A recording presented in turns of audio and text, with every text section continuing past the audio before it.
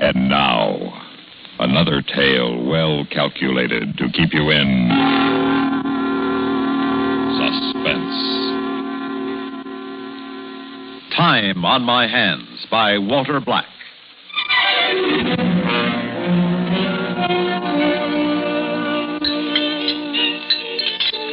Justin, did you enjoy the roast lamb tonight? It was all right. Why? Gertrude was wondering.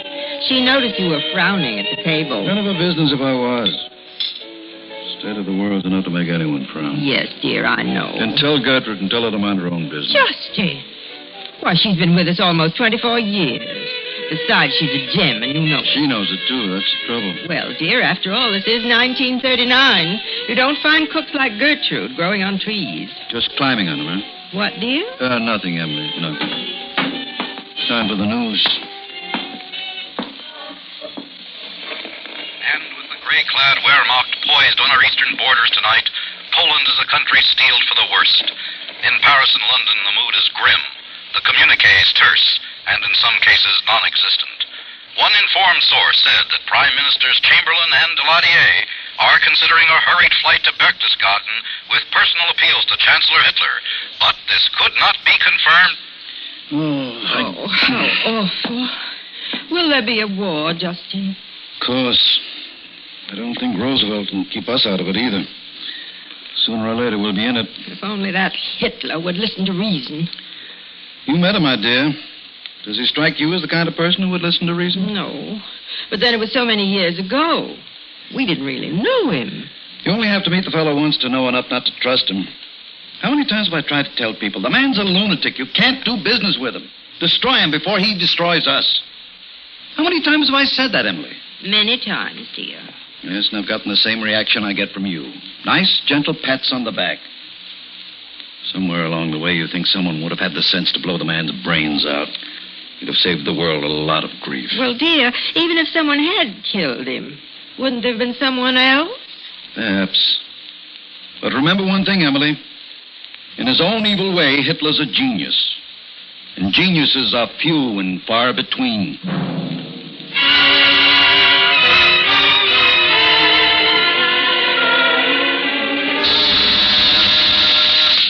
Yes, Margaret? Mr. Scruggs is here, Mr. Driscoll, and he simply insists on seeing you. You're darn right I do, Justin. And it's a whole lot more important than your stocks and bonds. All right, Orrin, come on in.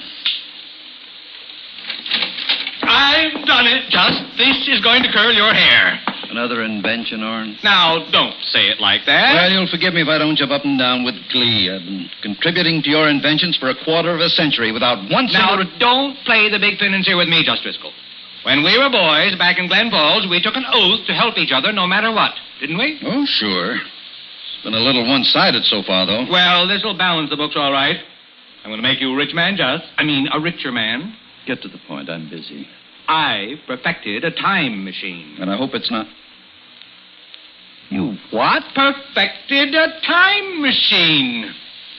You're crazy. Like a fox. I've invented a time machine, and it works.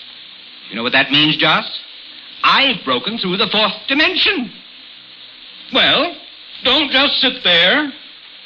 Orrin, you couldn't have invented any such thing. It's only in those dime magazines that time machines exist, not in real life. It's a contradiction, don't you see? No. Time exists only because it's already in the past. What hasn't happened yet doesn't exist because it hasn't taken place yet. Don't you understand, Orrin? What you say is literally impossible.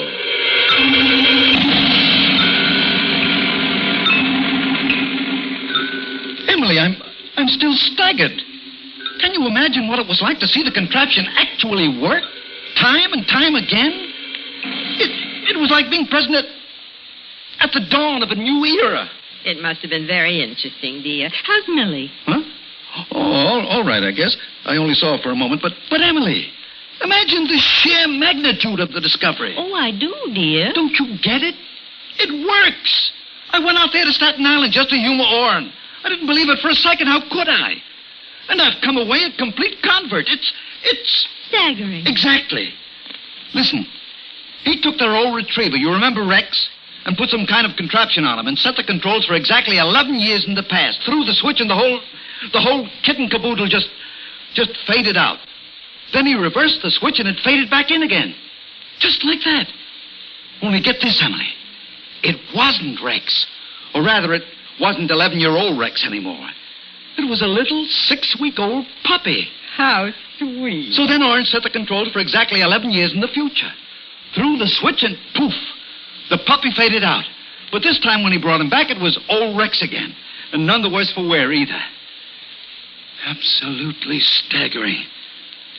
Emily, do you realize that in Orange's machine, a man could go back in time to any period he chose? Really, dear? How interesting. He could go anywhere. Do anything. He could even change history.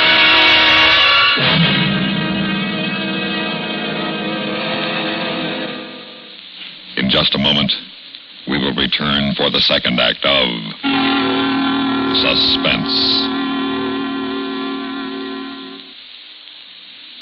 Remember this, oldie? If I had an apple and added 2 oranges, 1/2 a grapefruit, and 3/4 of a pineapple, what would I have? Fruit salad, probably. But if you took a USAFI course in analytic geometry, added 2 courses in psychology, 1 in history, and 2 in literature, you'd have an education. Yes, an education is as broad as the man who studies wants it to be. And the educated man is the one who usually gets ahead in his chosen field. Anyone for you, Safi?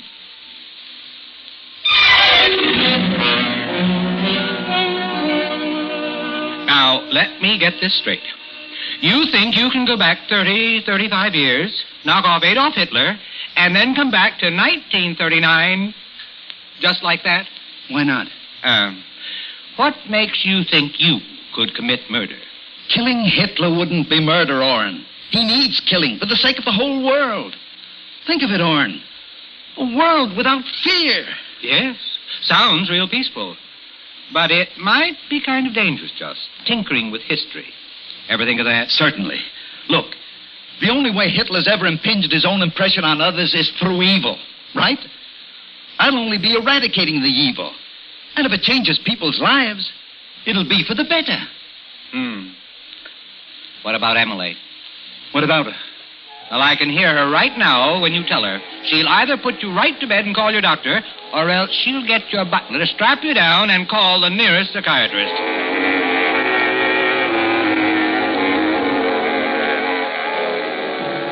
Justin Waterfield Driscoll, you must be out of your mind. Now, Emily... Now, here you are, going on 55, and still trying to act like one of the Rover boys. But, honey... Why, you've got a position to maintain, a firm and a board of directors you're supposed to be responsible to. If you'd only... You think I'd let you go off by yourself without anyone to watch out for you? If you just let me get one word in... What did you say? When? You said you wouldn't let me go off by myself. Naturally not. Does that mean you would let me go if I took somebody? Well, not somebody. Me. You? Well, if you can do it, why couldn't I? I beat you at ping pong and tennis, don't I? I'm not the one who always complains about walking too fast up in the country, am I? And Dr. Thaxter says my physical condition would do a girl of 25 per hour. I know. No buts, Justin. Either you take me or you don't go. And furthermore, you don't just walk into a thing like this without a lot of preparation. For example, how are you going to get back to where... I'll be darned. She really said all that, just? That and a whole lot more. And let me tell you something, Orrin. She made sense. She even figured out where to go. Where? Linz, Austria. Never heard of it. We were there on a honeymoon in 1908. It's Hitler's hometown, Orrin. That's where we met him. You know, I've told you about meeting him. Hundreds of times. This is hardly the time for sarcasm. Sorry. The machine can get us back there, can't it? Don't see why not. Emily even remembered the evening we met him. Trust women for dates. We got to Linz on July 15th, and on the 16th, we went to this beer garden. So you fix it so we can be back in Linz on July 16th, 1908, and we'll take it from there.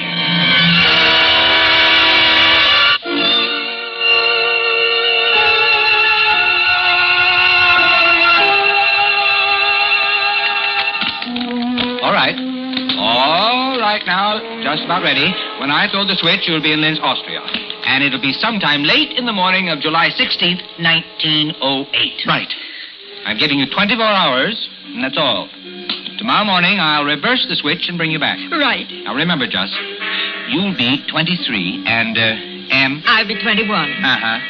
Now, good thing you got the old-style clothes. You look kind of funny running around in 1939 duds. Oh, got enough money? All we need. I thought of everything, haven't you? Of course, Oren. Now can we go? Just one thing more. What? Forget the whole idea. No. Why, Oren, don't you believe in your own machine? It's not the machine, Em. I just don't like the idea of tampering with your lives this way, Emily. And besides, how do I know your personalities might not be changed? Save your breath. Our minds are made up. Well, if you say so. Wish us luck, Oren. Oh, I do. Maybe you can bring back Hitler's scalp as a memento. There's no call to be vulgar. No, ma'am. Well, I can't talk you out of going. No. Hang on, then. Say goodbye to Millie for us. Yep. Here you go.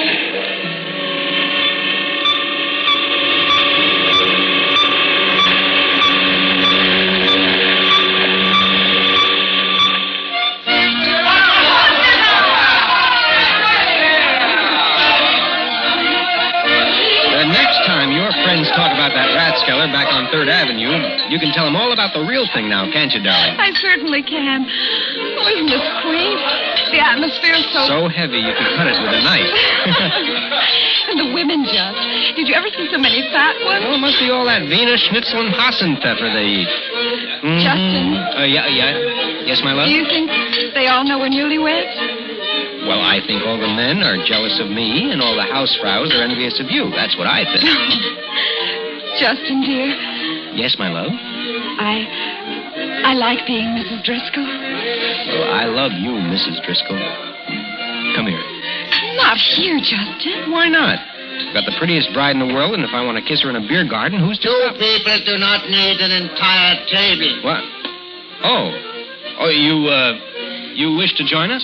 I wish to sit and drink my schnapps. Move over, Emily. You are American? Yes? I could tell. What did he say, Just? He just asked if we were Americans. Say, my name is Driscoll. Mein Frau. Mein Frau. I understand that, darling. Hitler. I beg your pardon? My name, Adolf Hitler. Well, I'm glad to meet you, Herr Hitler. You Americans are all rich, are you not? Far from it. Most of us are just... You are rich, though. Well, I don't see that that's You have any... servants and automobiles and houses and all the food you want. That is obvious. You Americans are all alike. Soft. With too much food and too much easy living. He sounds unpleasant, dear. What's he saying? Nothing, dear. He's probably had too much to drink. They say that in America you are ruled by your women. Is that true, America? No, it's not. And who the devil gave you the right to ask these questions? No one. I am Adolf Hitler. I do as I please. Hitler? You say it as if it means something. It means nothing to me. Wait, American. It will, one day. Well, what are you? What do you do? I am a painter and an architect. Let's go, Justin. I don't like him. Frankly, dear, neither do I. I am also a revolutionary. Ah, that's what I thought. A Bolshevik. No, American. A German revolutionary. Quite a different thing. I believe in a Germany that will rule the world, including your part of it. In America, we have a few people like you, Herr Hitler, only we call them crackpots. Come on, Emily. Hurry back to your nice, rich hotel, American, before you hear a few bitter truths. Hurry back and hide your head under the bed cover! What an awful person, Just. Let's not come back here again.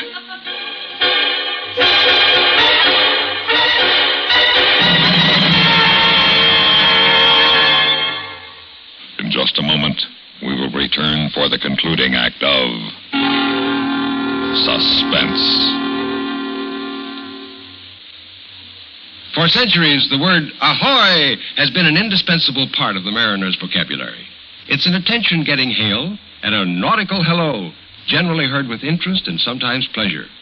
1,000 and more years ago, the word ahoy, yelled in fierce chorus by the crew of a high-prowed galley, was heard with dread. It was the war cry of the invincible Vikings. In this complex world, where word meanings are constantly changing, it's easy to be misunderstood. That's why it's a good idea to know your words.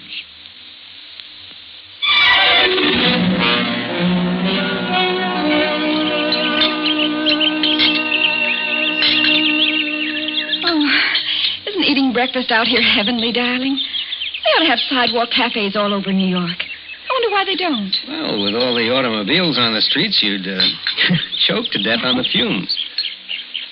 Uh-oh. What's the matter? Here comes that chap, that Hitler. The one we met last night. Oh, no. Ah, there you are, Herr American. We meet again. Don't talk to him, Just. I thought I would find you here. I simply asked myself which is the most expensive hotel in all of Linz. And here I came, and here you are. Now, see here. We're eating our breakfast, and we'd like... I brought you some of my architectural studies. I think some might appeal to you. The money would mean little to you, and someday they will be worth many times what you pay for them. Now, look here, Herr Hitler. I consider this one of my best, if not the best. The cathedral. Well, what do you think? Very interesting. Oh, here. Two studies of the town hall from different angles.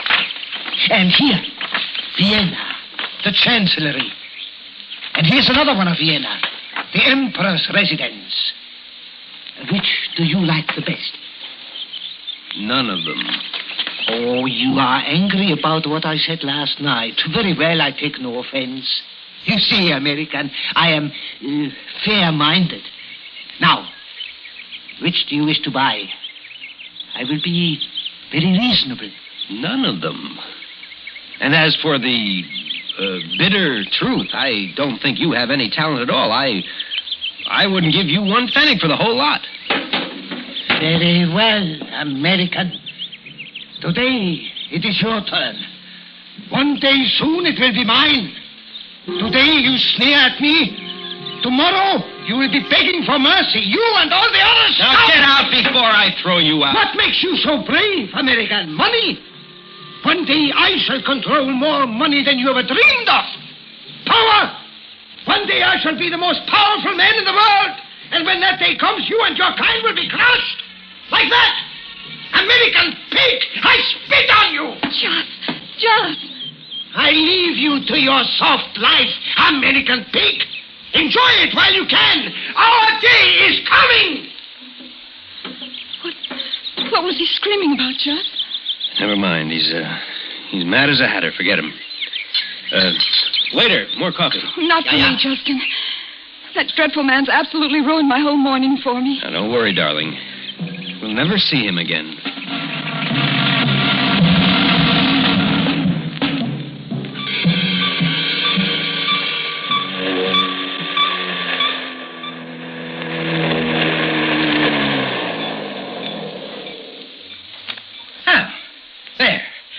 There you are. None the worse for wear. How are you feeling? Horn. That's me. Feeling okay, Emily? Well, I guess so. What are we doing here? Just brought you back. Here, let me get those attachments off you. What do you mean you just brought us back? Well, to equalize you back to your actual ages, I had to shoot you 31 years into the future before I could get you back here to 1939. Listen, Orrin, if this is a joke, I'm not sure I appreciate it. There we are. Now, what seems to be the trouble? You don't feel any after effects, do you? After effects of what, Orrin? Now, don't start any of your scientific mumbo-jumbo, because I wouldn't understand it. I thought your time machine worked. Why didn't you send us to Linz? Now, just hold everything right there. Are you trying to tell me that you don't remember anything? What's there to remember? I had Thomas drive us all the way out here this morning, didn't I? No. Oh, no, my friend, not this morning. That was yesterday morning. What? Did you shave before you came out to my place? If my early morning habits are of any interest to you, Orrin Scruggs, I shave every morning. Well, feel your whiskers. But I did shave. I distinctly remember. Sure. Yesterday you shaved. Oren, what are you trying to tell us? I'm trying to tell you that you and Just went back to 1908 exactly 24 hours and 6 minutes ago. I don't believe it. Huh? Suit yourself. I couldn't be, Oren. Well, we just put on those attachments a minute ago. Where's your purse, Emily? That's right. Now, that's funny. I'm positive I brought it with me. You did. Yesterday. Mm-hmm. You must have left it behind you. Horn, we've been friends a long time. Don't play with us anymore. I'm not Just. It's the gospel truth I'm telling you, and it's about the most ironical thing that's ever happened. The first people ever to go back in time don't remember a thing about it. No. Oh, yes. Horn, even if what you say is true and you did send us back, maybe I accomplished what I set out to do. Afraid not, old boy. Poland just surrendered. Came in on the 8 o'clock news. Your friend Hitler's very much alive. But what happened in the last 24 hours, Oren? Afraid you're the only one who can tell me that. And you don't remember anything at all? You said, here you go, and the next thing I knew, you were asking us how we felt. Uh-huh. Well, tell me something. Can you remember meeting Hitler?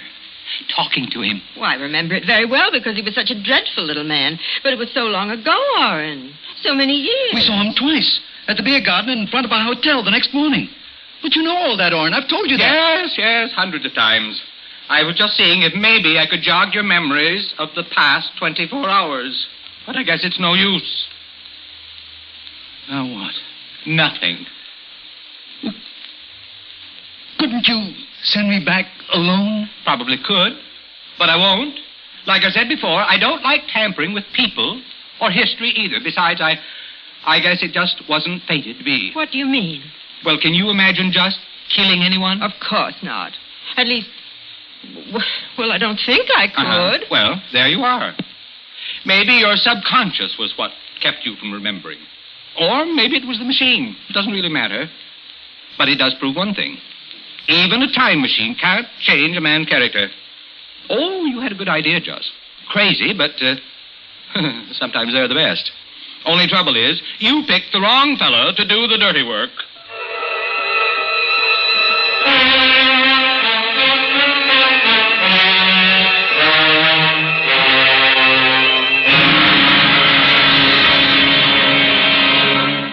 Suspense. You've been listening to Time on My Hands, written for Suspense by Walter Black.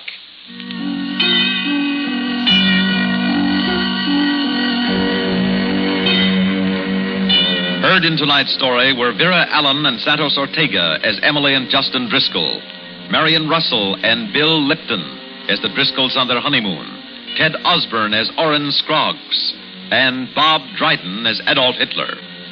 Listen again next week when we return with Ivy is a Lovely Name by Sam Pierce, another tale well calculated to keep you in suspense. Suspense has come to you through the worldwide facilities of the United States Armed Forces Radio and Television Service.